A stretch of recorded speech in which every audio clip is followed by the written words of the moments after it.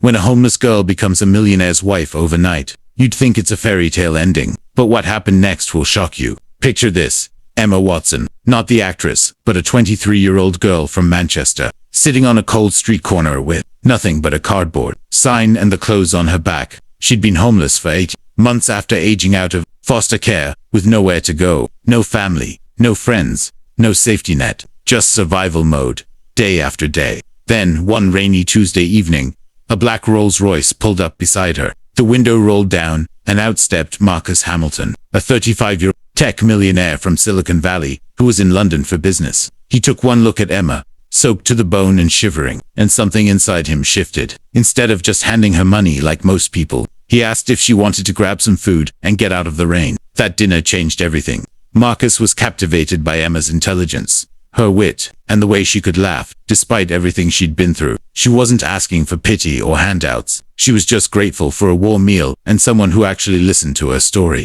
By the end of the night, Marcus had made a decision that would surprise everyone, including himself. 3 weeks later, they were married in a small ceremony in Las Vegas.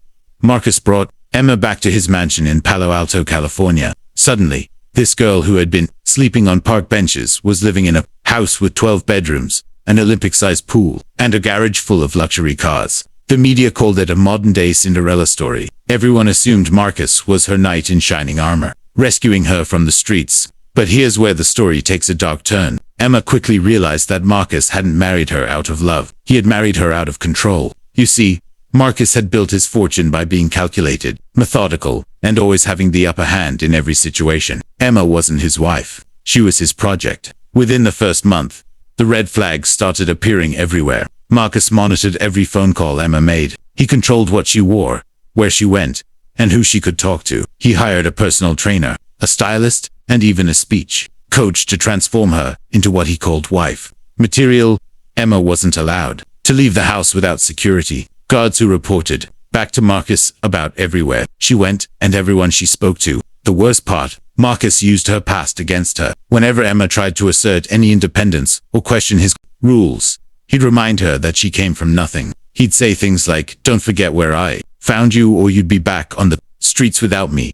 He made her feel like she owed him everything, including her complete obedience. Emma started to realize she had traded one form of homelessness for another. Sure, she had a roof over her head and designer clothes, but she had no freedom, no voice, and no identity beyond being Marcus's wife. She was trapped in a golden cage, and the key was nowhere to be found. But Emma was tougher than Marcus gave her credit for. Those 8 months on the streets had taught her how to survive, how to read people, and most importantly, how to plan her next move. She started paying attention to everything. She learned about Marcus's business, his finances, and most crucially, his weaknesses.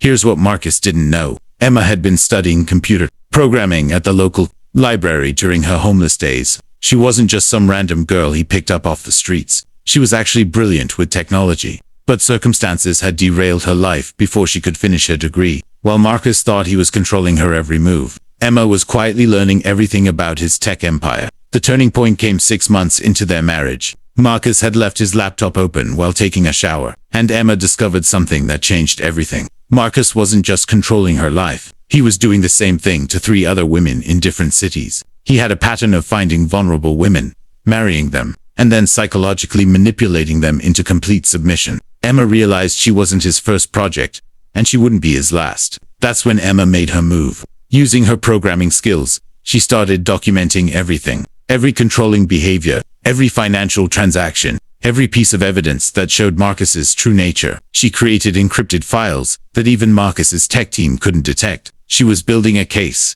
not just for herself, but for all the women Marcus had manipulated. The climax came during Marcus's biggest business deal of the year. He was about to sell his company for $500 million to a major corporation. The night before the deal was supposed to close, Emma struck. She had discovered that Marcus had been using illegal surveillance software to spy on his competitors and steal their ideas. She had all the evidence, and she knew exactly what to do with it. Emma contacted the FBI, the buyers of Marcus's company, and the media, all at the same time. She provided them with everything: the illegal surveillance, the financial fraud, and the evidence of his pattern of abuse toward multiple women. By morning, Marcus's deal had fallen through. His company was under federal investigation, and his reputation was destroyed. But Emma wasn't done yet. She had also discovered that Marcus had been hiding assets in offshore accounts to avoid paying taxes. She turned this information over to the IRS, which resulted in Marcus owing millions in back taxes and penalties.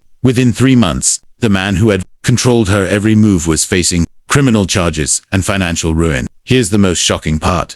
Emma didn't want Marcus's money. When their divorce was finalized, she only took what she legally deserved according to California law, which was still a substantial amount, but far less than she could have claimed. She used that money to start a foundation that helps homeless youth learn programming and technology skills. Today, Emma runs a successful nonprofit organization called Code 4 Change that has helped over 2,000 young people transition from homelessness to stable careers in technology. She's also become an advocate for women escaping abusive relationships, using her story to show that intelligence and determination can overcome even the most controlling situations. Marcus, on the other hand, spent 2 years in federal prison and now works as a low-level consultant, a far cry from his millionaire status. The women he had previously manipulated also came forward during his trial, and their testimonies helped ensure he faced the full consequences of his actions. Emma's story teaches us something important. Being rescued isn't always what it seems. Sometimes the person offering help has their own agenda, and real strength comes from rescuing yourself. Emma didn't need a knight in shining armor. She just needed an opportunity to show what she was capable of. The girl who was once homeless on the streets of Manchester is now a millionaire in her own right. But more importantly, she's free. She built her success on her own terms, using her intelligence and determination rather than depending on someone else's generosity. That's a true fairy tale ending. If you want to see more incredible stories of people who turn their lives around against impossible odds, the next video is waiting for you right here.